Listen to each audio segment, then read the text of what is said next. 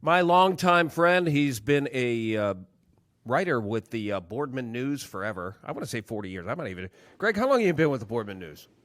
Well, you know what? Actually, about 30. I've known John Darnell for about 32 or 33, and I did the Vindicator for 43 years, so I've kind of, contributed a lot to the area. Let's put it that way. This is Greg Gulas, the former Youngstown State University Sports Information Director, and I consider you a YSU historian.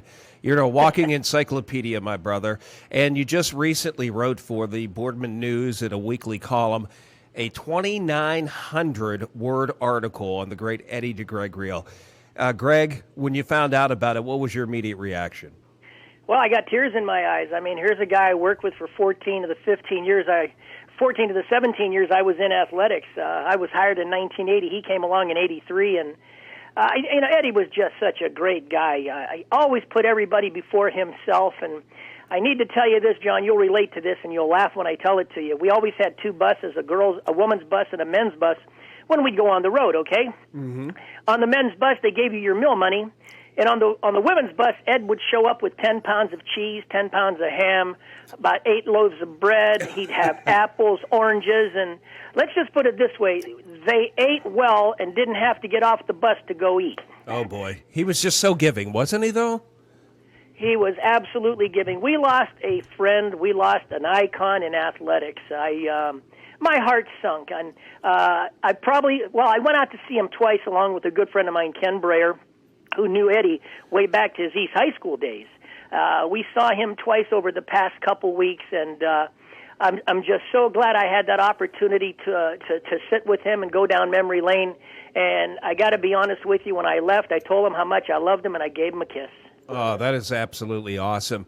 You know, Greg, in preparing your article that you wrote, and you talked to several people, but I think almost to a person, almost to a man, almost to a woman, it was all the same. He was a mentor and a fatherly figure, if you will, in so many different people's lives. And, it wasn't just on the court, but it was also off the court that the effects of Ed DeGregorio remained. Yep, you hit the nail right on the head, John. In 1982-83, we had a coach there named Jeff Cohen. He only lasted 6 months, and let's just say that his off-court antics, he could have been there a lot longer, but it was not to be. So we needed somebody to come in and steady the ship. Joe Malmaser was our athletic director. Joe Malmaser ended up going back to his East High roots, his lifelong friendship with Ed DeGregorio. He knew who he could come in here, who he could bring in here to steady the ship. And Eddie struggled that first year, only won 7 ball games. Mm-hmm. After that, he went 14-13. Look what he did during his tenure, 20 years, 320 victories, 6 20-win seasons. He's a 2-time Coach of the Year. He produced 3 players who were 4 Players of the Year in their respective conferences. And I look back, his first 2 signees were Tanya Simeone of Boardman and Dorothy Bowers of East High School. Dorothy Bowers ends up becoming the all-time leading scorer in women's basketball history. She's second overall, only to Jeff Covington between the 2 programs, the boys and the men and the women.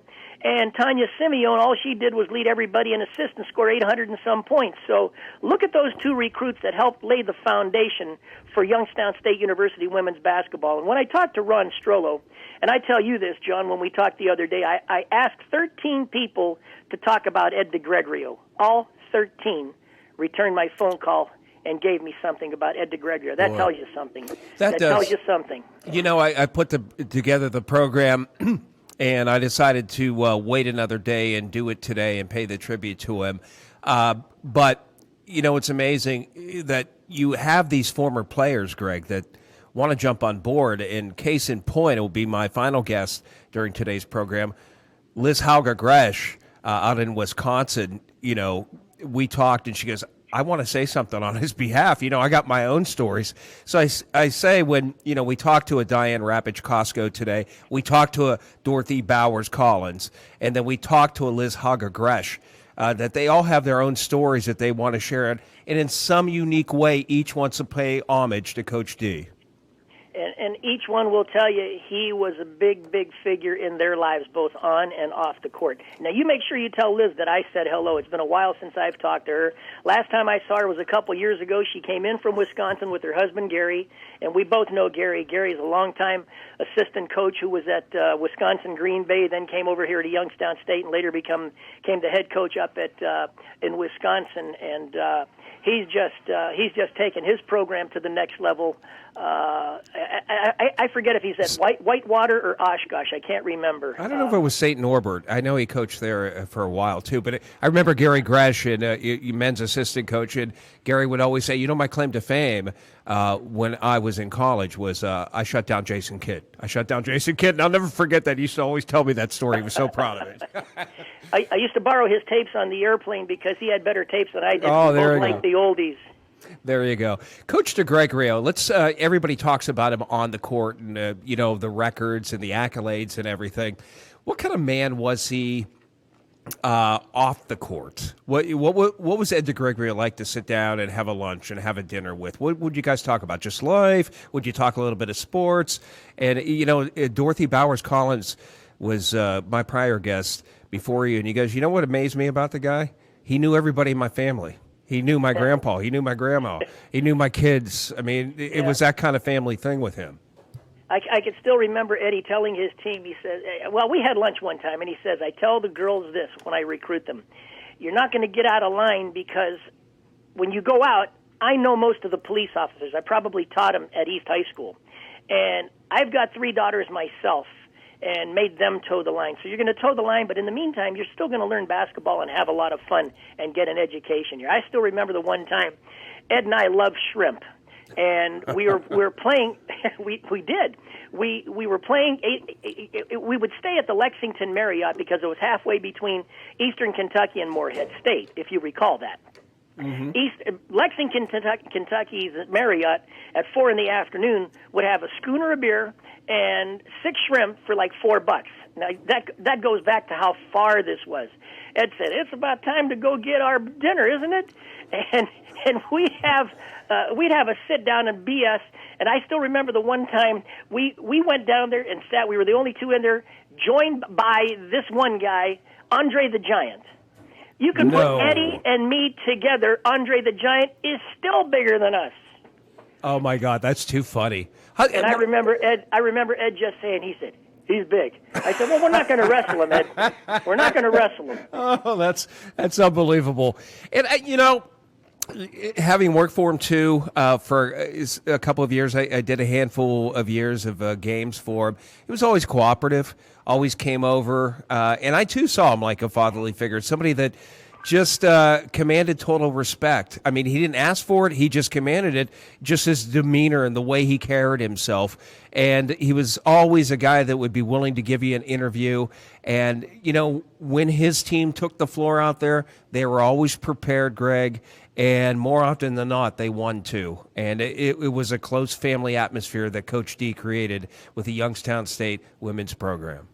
Well, you hit the nail on the head. He created that atmosphere. And, I can speak a lot about the road stuff because we played Saturday, Monday games at that time, and we'd be stuck in Chicago in the Mid-Continent Conference. And by stuck, I don't mean stuck. I mean, we'd be housed overnight. If you remember, we would stay at the I think we stayed at the Drake most of the time in Chicago, and you could just see those bridges going over like it's the beginning of the Bob Newhart show. But we always found a place to eat, and we always went to mass on Sunday morning.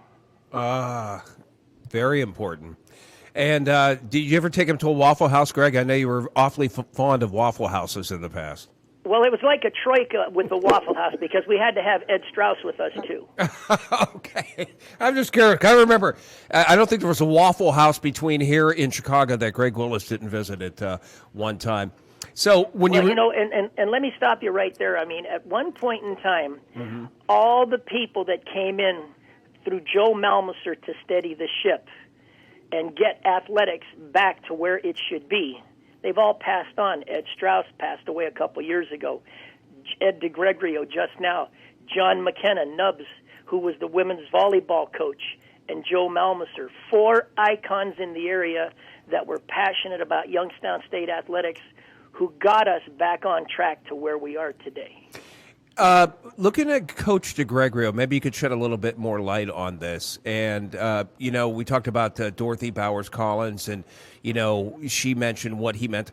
But when they almost got here at the same time, and you're talking about from prior Coach Cohen, and you want to change the atmosphere, Eddie D wasn't supposed to be here long. It was just basically, look, I'm going to help you out for a while. But he never also coached at the collegiate level. So how does this guy step in here at a level that he had never been at before and turn around an entire culture and then end up having a legacy and a tradition over 2 decades? How'd that happen? I remember Joe Malmaser telling me, you know why Ed's so successful out there?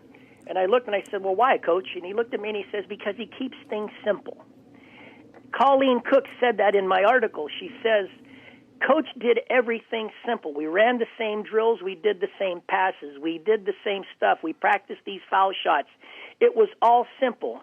And he would always say, don't pass up the shot. Take the shot. Take the shot.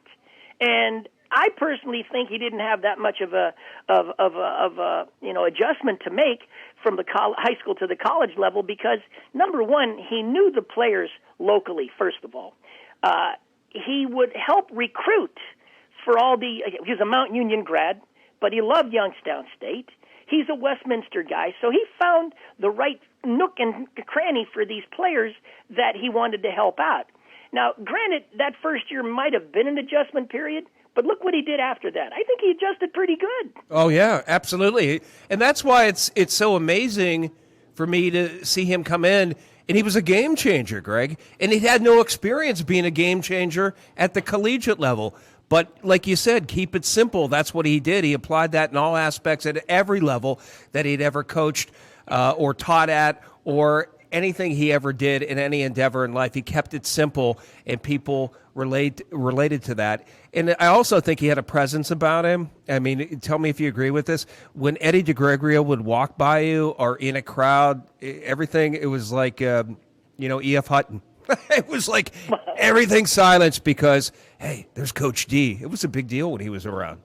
Well, it was, and you know what? He never forgot a face, never forgot a name. He would always ask me how my family is, how's your mom doing, and he would say, hey, don't forget to say hello, and I say, okay, no problem, Coach. And about a year ago, maybe about 6 months ago, I was able to catch up with him. We went to Coach's over here. We took time out and had a lunch together, and I was just so happy that I was able to spend some time with him after he was done coaching. We never fell out of touch. What kind of dog, Greg? What kind of dog you got? I got 2 men. I got 2 dogs over here that they were. Put it this way. They want to be on air. Brought them home. They want to be on air. They want to be on air with me. I don't know. They got things to say. But, we're talking to all these people about Coach DeGregorio, and honestly, I can't say enough for him. So Joe Malmaser, they had that East connection. I read your article, and they were buds. And Joe, much like what Jim Tressel kind of rolled the dice and said, okay, this is my guy. He's an impact person. He's a people person. I'm bringing him aboard, and he's going to change the culture. But that went back to East with those two, with Malmaser and DeGregorio. And again, the simple things, right? What do we have to do? Why do we have to go across the continent to find somebody to come over here when he's right in your backyard? Yeah. John, this has been a terrible run since March 26th. And I know you appreciate this, but, my idol was Al Kaline. Al Kaline passed away yesterday. Yep. But since March 26th, listen to this. Jimmy Wynn, Tom Dempsey, Al Kaline, Bobby Mitchell, Ed Farmer, Frank Maloney, who used to be an assistant football coach at Michigan under Bo Schembechler, later became the Syracuse coach. Les Hunter from that Loyola Chicago team in 1963 that won the NCAA national championship. These are heavyweights. My buddy signed Jimmy Wynn. I remember going to Three River Stadium to watch Jimmy Wynn, and when I told him I was good friends with Cliff Polking, it was like I could do no wrong. He signed an autograph, signed a ball, give you a bat. It was great. Absolutely, and I know what a big and then Coach D now. I mean, come on. And I know what a big Tiger fan you were, and Al Kaline was Mr. Tiger. I mean, he was just the epitome. I did a thing. Coach Chris Emile of Cheney High School had a challenge on Facebook. Name your favorite football player on every football team. And so I kind of expanded upon it. I said, okay, I'm only going to do that. I'm going to name my favorite baseball player on every team. And for the Tigers, Al Kaline was one of my favorite players. And the only rule that I had was you had to have been alive to have seen them play at least one game. But, yeah, Al Kaline, that's a very sad story. Back to Coach DeGregorio for just a second. Greg, and thinking about it, the Youngstown State University football team prided themselves as a team of the 90s, but in reality, there was two teams of the 90s on YSU's campus, and the ladies program was the other, led by Coach D. I'd agree with that because here they go. They made it to the NCAA tournament. We're still waiting to do it in basketball, and I know we've knocked on the door a couple times, but Ed DeGregorio did it, and he went and he won a first-round game. Jeez. And the amazing thing, too, and remember being I was affiliated with both the men's and the women's program. It just seemed like at the men's level that it was very difficult to recruit effective players locally. But DeGregorio mastered that, and the ladies' side of the ledger. We talked to Diane Rapich, Costco, a Matthews product earlier. We talked to Dorothy Bowers Collins, an East product earlier. And after you and I get done for the final segment of the program, we're going to talk to Liz Hauger-Gresh, a Boardman product. Case in point here, he was able to scour the area, bring this talent aboard, and make it something special. And let's not forget Tanya Simeone, Boardman High School. Oh, yeah. Let's not forget Jen Leiden, Boardman High School. Mm-hmm. You had Stacy Seepin, Camel Memorial. Now, granted, she transferred to go to Anchorage, Alaska, but she played a couple years for Coach DeGregorio. I think the biggest thing with Coach D was the fact that, and don't forget Debbie Burkett from Canfield High School, too. She scored 900 points. All these girls contributed in their own way. You know what the biggest thing I liked about Coach D? His gals knew their role, and they always seemed to be a very, very unselfish team, from Dorothy Bowers on down. Yeah, and Dorothy said, what amazed me, too, during the interview, Greg, she said, I was getting ready to go to the Army. She was third team, East High School Golden Bears performer. She goes, I was getting ready to go to the Army, and here comes Coach DeGregorio knocking at my door. I saw something in you that the other schools didn't see in you. I'm about to offer you a scholarship. And boy, did she pay dividends for his faith in her. Yeah, I don't even know if I could say this on air, but I'm going to tell it to you anyways. Dorothy is like a freshman or a sophomore, and she's just beating everybody up. And, Eddie DeGreg's team goes on like a 15-2 run, and all of a sudden Dorothy calls timeout, and Ed gets off the bench and says, "Well, what are you doing, Dorothy?" She says, "Coach, my bra strap broke." Oh, boy. That's why she called timeout. She called timeout. That's one of the funnier things.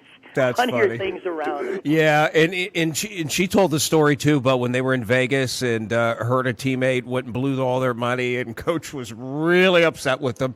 And then he hands them a packet of more money. And says, all right, I feel bad for you. But that's the kind of guy he was. He was giving. He also took money out of his own pocket and provided it toward his program, which I just find astounding. I mean, who would do that to ensure the success of the program? That's what Coach D did. Yeah, he did, and he was an excellent fundraiser. He knew the big people. He knew the little guys, too, and he was one that he could talk to anybody. He could talk to the janitor.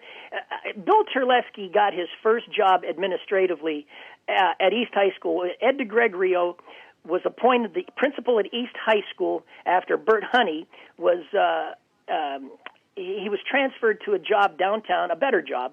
So Ed becomes the principal. He's looking for an assistant principal. He hires Bill Terlesky, and I said, Bill, what was the key to working for Ed? He said, number one, he wanted to run it like a family. He wanted to run the high school like a family, and he did. And he would talk to the custodians like he would talk to the teachers, like he would talk to the students.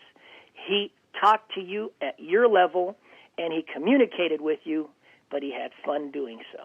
He was a people person. Yeah, people person and impact maker. And these are terms I use in my life, and I like people like that. And Coach DeGregorio certainly had that. If there's a story or two that you can share about Coach DeGregorio, Greg, that maybe has just popped into your mind during the course of the interview, because nothing worse than doing an interview And I've had this happen to me. And then the guests say, oh, I meant to say this and meant to say that. I forgot about this story. Does anything come to mind? I'm going to give you a 100% golden opportunity right now. Well, you know what? I think we pretty much hit on it, but I do remember one thing. You know, Ed had a son named Edward. He graduated with my wife and Joe Conroy. Not Joe Conroy, Mike Glenassis. They were all in the same class, the class of 73. I'm with Mike Rice and the basketball team at the Ball State Classic, and we got word that his son had gotten killed in a car accident, and it was one of the saddest days around. And Ed had just started at Youngstown State. I don't know if he was there more than a year or two, but it really affected him. And he had some trials and tribulations in his life, but Ed always seemed to rally. I mean, here's a guy that fought cancer while he was coaching, and he was one of the strongest guys that you would never ever know what was going on. Unless he told you, and he didn't tell too many people many things. And, you know, one of the impressive things about the legacy of Ed DeGregorio, too, and this isn't easy to do, Greg, and you could definitely relate to this, having been in the sports field, sports information director at Youngstown State for all those years. He was the quarterback. He was the field general of the Youngstown State women's program through 3 different conference changes, OVC 83 through 88, Mid-Con, that's when I came aboard, 92 through 01, and the Horizon at the brief outset of that beginning in the entrance into that competitive league from 01 to 03. But, man, to go from 3 different conferences and lead your school, and it changes up to geographic travel, you have to learn the new teams within your conference. It's a big challenge in front of you each and every time. Well, when you say he might have been the chosen one, I think you're right, because what other person could be the steadying influence other than Coach D? I can't think of anybody. I can't think of anyone. Nor I. I could see some coaches trying to talk an athletic director out of not going to this conference, and what are you trying to do to me with my program? Ed just accepted what it was and said, no, it is what it is, and we move on. You know, Greg, when you look back on those 3 conferences, what was best for the women's program? The best one, I think, was the Mid-Continent Conference. I mean, we traveled all over the place with the OVC. I really didn't mind the competition. I mean, when it was Ed's first year, and we're playing Tennessee Tech, and I mean, Tennessee Tech and Middle Tennessee, I think his first 10 games against them, he was 1-9. Mm-hmm. I mean, Middle Tennessee had a coach named Larry Inman. Tennessee Tech had Mary Nell Metters as the head coach, and they were the coaches of the year. They also had a girl by the name of Jerry Lynn Harper, who was the player of the year. Now, fast forward a couple years, Ed DeGregorio is the coach of the year, and Dorothy Bowers is the player of the year. So, wow. Do you see how we grew? Yeah, absolutely. And I remember the Mid-Con, and you said that that was your favorite conference for them being in. It may have not been geographically the most friendly in terms of travel, but I got to tell you, Greg, I loved it. I love going to Oklahoma. I love going to Southern Utah, you know, playing Oral Roberts out there and some of the schools and getting to travel. I got to see the country, brother. I mean, it was great. It was great. It was. We played some good competition. Ed also played some good tournaments. I always liked that line where they said he would take us to these tournaments, but it was a little bit more than basketball. He had some things planned so that they could get in some educational opportunities and take a look at what was happening in New York City or what was happening in Las Vegas or Chicago, you know? Absolutely. So if I'm going to leave you with a couple of parting words, because I'm going to let Liz have an opportunity. I know she had a lot to say, to say about Coach DeGregorio, and I will tell her that you said hello because you haven't spoken to her in a while.